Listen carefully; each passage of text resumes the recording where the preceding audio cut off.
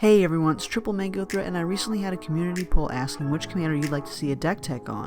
So Volo and Wulfgar were tied, and you know, why not make both? So this episode is dedicated to Wulfgar of Icewind Dale. So let's jump right into it. Our commander cares about creatures we control attacking and them causing a triggered ability, because Wulfgar will have them trigger an additional time. And our commander has Mentor, which is triggered whenever Wulfgar attacks. So Wulfgar gets +2/+2 for each opponent we attack this combat, so potentially +6/+6 if we attacked 3 opponents, and that's 10 commander damage. So the ramp in the deck is the usual. We have Arcane Signet, Soul Ring, and Talisman of Impulse. These are the mana rocks that are going to help us cast our commander a turn sooner, or with Arcane Signet and Talisman of Impulse, this could fix our mana if we need it. Explorer Scope. This is a really neat equipment that can get us double the effect with our commander. Whenever the equipped creature attacks, we can look at the top card of our library, and if it's a land, we put it onto the battlefield. This is extremely helpful if there's a land or even 2 lands on top of our deck, and for 1 mana to cast it and 1 mana to equip, this is a perfect card for the deck. Druid's Repository. It's an enchantment which on its own is okay, but with our commander we get counters whenever a creature we control attacks. We can then remove a counter and get 1 mana of any color. This is going to be a huge target for our opponents as well as our commander. So we have Mirror Shield, Mask of Avacyn, and Alpha Authority. These are great budget options for protecting Wulfgar and our other really powerful creatures, like Hungry Spriggan. Normally gets +2/+3 when it attacks, and now +6/+6 with our commander. And it has Trample, so for 3 mana we get a 7/7 with Trample when it attacks, which is a silly card to be playing in the deck.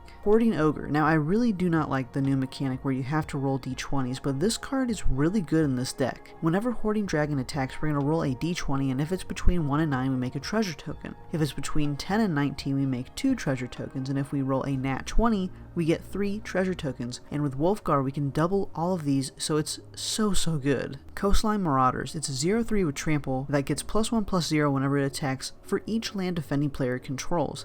This is crazy good, and I don't care if I lose the creature. If it's turn 6, and assuming the opponent has 6 or more lands, or if they've been ramping that game, we can get Coastline Marauders to be a 6/3, or with our commander a 12/3 with Trample. This is a card you should be prepared to lose. Ulamog's Crusher and Bane of Bala Ged. These are the only Eldrazi in the deck, and that is because of Annihilator, and exiling our opponent's cards can be really mean and not fun to play against. Because with our commander we can double this effect, so instead of our opponent sacrificing 2 permanents, it's 4, and then they're going to exile 4 permanents with Bane of Bala Ged. In addition to them being huge creatures anyways, it's very devastating. Okay, last card I want to mention before we move on is Orcish Squatters. Whenever Orcish Squatter attacks and isn't blocked, you can gain control of target land defending player controls, for as long as you control Orcish Squatters. If you do, Orcish Squatters assigns no combat damage this turn. So this can be us taking 2 lands of our opponents if they don't block Orcish Squatters. Again, this is another creature our opponents will probably get rid of as soon as they can, and it will be really silly if they don't. Anger and Fires of Yavimaya. These will give our creatures haste, which is very helpful in a deck that loves to attack, and is going to help us kill our opponents that much faster. Now if we need to take care of our opponent's threats, we have cards like Return to Nature, Croson Grip, and Nature's Claim. These are great for getting rid of their artifacts and enchantments, and Return to Nature is such a cool card. For 2 mana we get 3 options. This is definitely an underrated card in my opinion, especially for 9 cents. Argentum Armor. Whenever the equipped creature attacks, we can destroy target permanent, which means 2 permanents with Wulfgar, and it does cost 6 to cast and 6 to equip, but the equipped creature also gets +6/+6. Okay, now moving on to my favorite thing to talk about, it's drawing cards. Colossal Majesty. At our upkeep, if we control a creature with power 4 or greater, we get to draw a card. Well, Wulfgar already meets that requirement, which is helpful, and Elemental Bond. Whenever a creature with power 3 or greater enters the battlefield under our control, we draw a card. This is a really good way to draw cards, especially with all the huge creatures in the deck. Shamanic Revelation. We can draw a card for each creature we control and get the added bonus of gaining 4 life for each creature with power 4 or greater. Now if you have an additional $25 for upgrades, you may want to consider these options. Nakato Warpride. It costs 3 and 3 green. It's a 3/3 that must be blocked by exactly 1 creature if able. Whenever it attacks, we're going to put X tokens into play tapped and attacking that are copies of Nakato Warpride, where X is the number of creatures that defending player controls. Then we remove them from the game at the end of the turn. Why this is so good is because with our commander we make twice as many tokens, and that means those creatures will go through and hit our opponent. We can take out Warchief Giant for this, and while it does cost 1 more colorless mana and 2 green instead of the red, we can really mess up our opponents with Nakato Warpride, potentially ending the game if our opponents have a ton of creatures. Rhythm of the Wild. This is going to make creatures we control not be able to be countered, and our non-token creatures now have Riot, which can give them a +1/+1 counter or haste. And we can take out Fires of Yavimaya for this one. It still gives us the potential to give our creatures haste.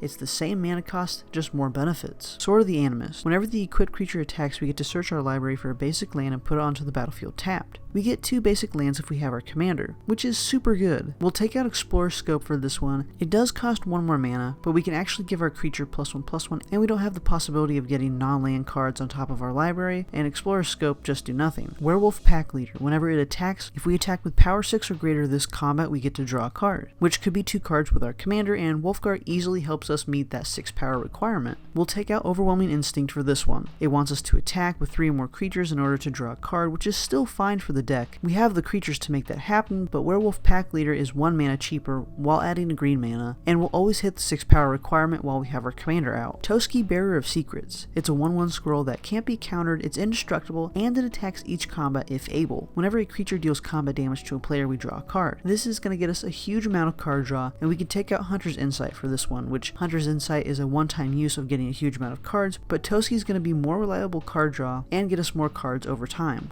So that was the Wulfgar of Icewind Dale deck tech. If you'd like to pick up any of these cards, you can use the TCG link down below to help support this content, and it doesn't cost you anything extra to do so. And thank you to the patrons who directly support this channel. And when you become a $10 patron, you get to see your name at the end of these videos, and you get an exclusive Ultra Sleeve each month. Thank you all so much for watching, and be sure to comment down below to let me know if you'd recommend any cards for this deck tech, and subscribe for more Mango content. I'll see you all in the next one. Peace.